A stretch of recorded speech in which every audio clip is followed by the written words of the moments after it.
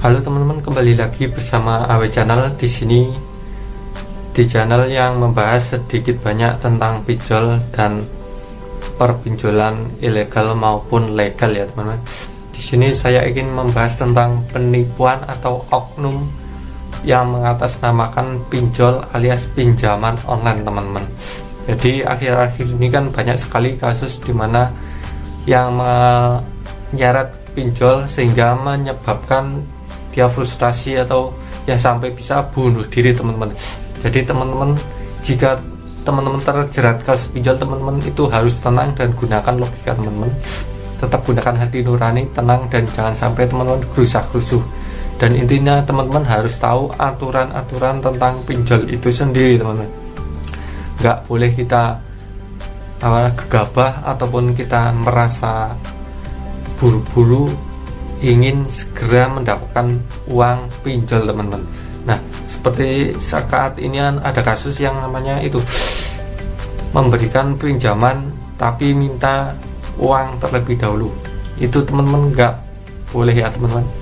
Intinya jika ada pinjol yang seperti itu minta uang di depan alias DP seperti kredit aja ya, mau DP, nah itu jangan pernah lakukan teman-teman.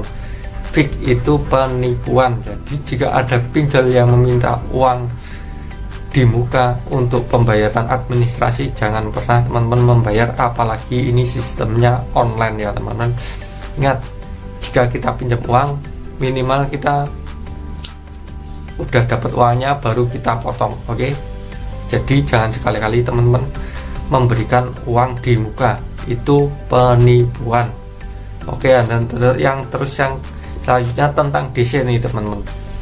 DC lapangan alias penagih hutang dari pinjol mau pinjaman online ya teman-teman, dari aplikasi. Di sini ini teman-teman harus waspada.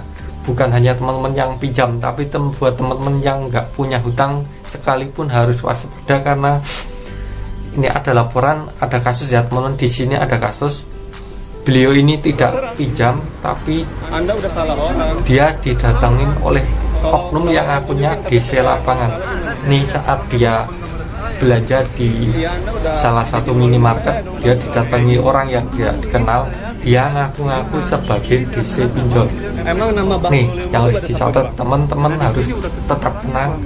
Siapapun teman-teman, buat teman-teman yang melakukan pinjol atau enggak pinjol, tetap harus waspada teman-teman, karena di sini DC palsu ini mencari korban teman-teman, korbannya random. Nah di sini dia itu tidak melakukan pinjol teman-teman di sini, tapi dia ditagih sebesar 30 juta karena dituduh melakukan pinjaman 30 juta teman-teman. Yang dilakukan di sini itu meminta identitas kita, yaitu KTP untuk dilihatkan, kemudian foto. Jadi aturannya teman-teman, jika teman-teman di luar, jangan sekali-kali teman-teman ngasih identitas diri seperti KTP untuk diperlihatkan teman-teman. Itu sangat-sangat beresiko dan sangat berbahaya. Jadi pesan saya situ, jangan sampai teman-teman ketemu DC, meskipun teman-teman ini terikat dengan pinjol ya, meskipun teman-teman terikat dengan pinjol, sekali lagi jangan ngasih identitas atau KTP kepada orang tersebut yang aku DC. Nah di kasus ini dia nggak melakukan pinjol tapi ditarik sebesar 30 juta. Teman-teman harus ingat, saat ketemu pinjol teman-teman harus lihat identitas pinjol itu.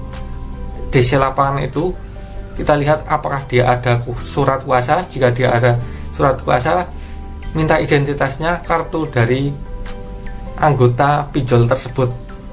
Jika mereka tidak mau, itu fake, itu penipuan teman-teman. Dan yang kedua teman-teman, yang namanya pinjol DC lapangan itu harus ke rumah teman-teman. Tidak boleh DC lapangan itu menagih di tempat umum. Itu termasuk aturan dan undang-undang. Tidak boleh yang namanya DC lapangan itu nagih di tempat umum.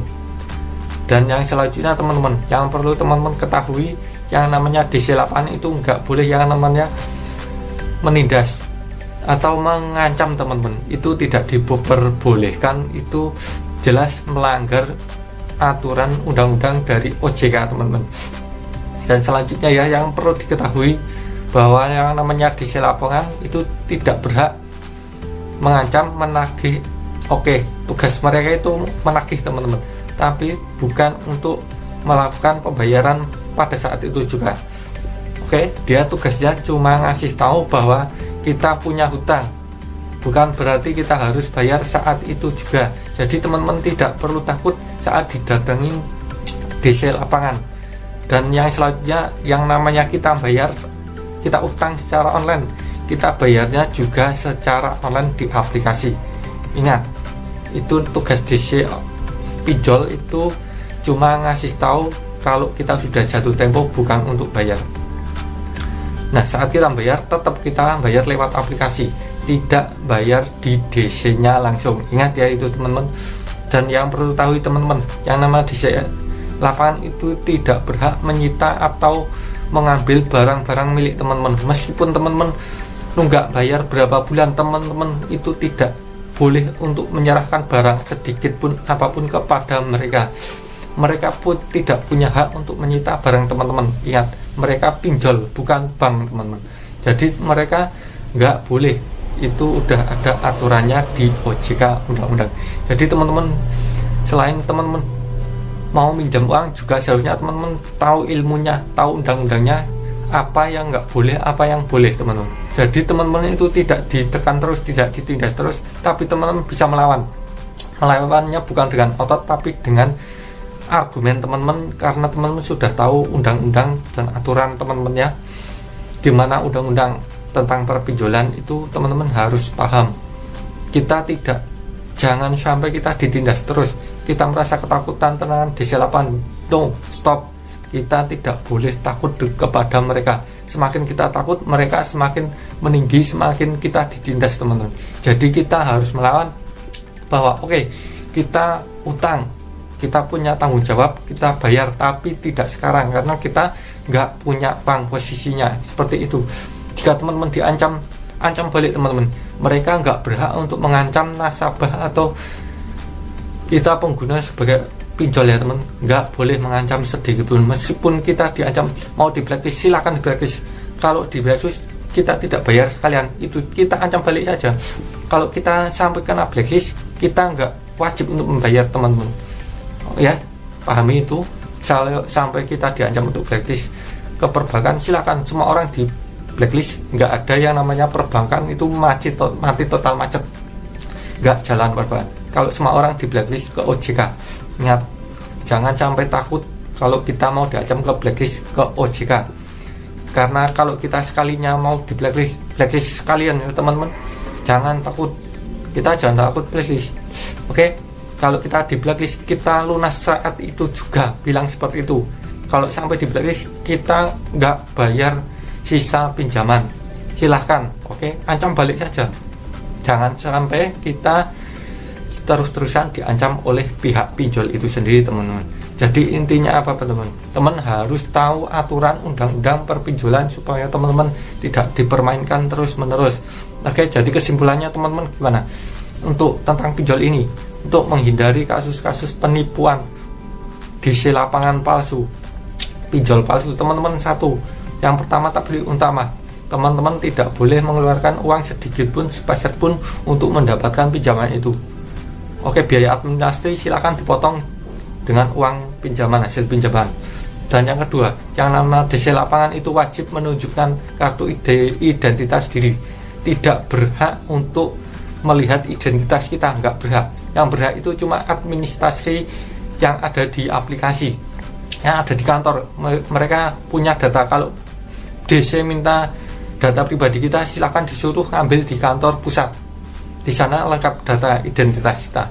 Oke, kenali DC apakah itu DC palsu atau bukan. Dan yang kedua dan selanjutnya teman-teman, jangan sekali-kali bayar di tempat umum, jangan sekali bayar ke DC-nya langsung.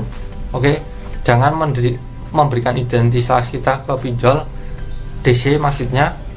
Dan ingat, saat penagihan wajib ke rumah dan minta surat kuasa dari pihak pinjol untuk DC-nya.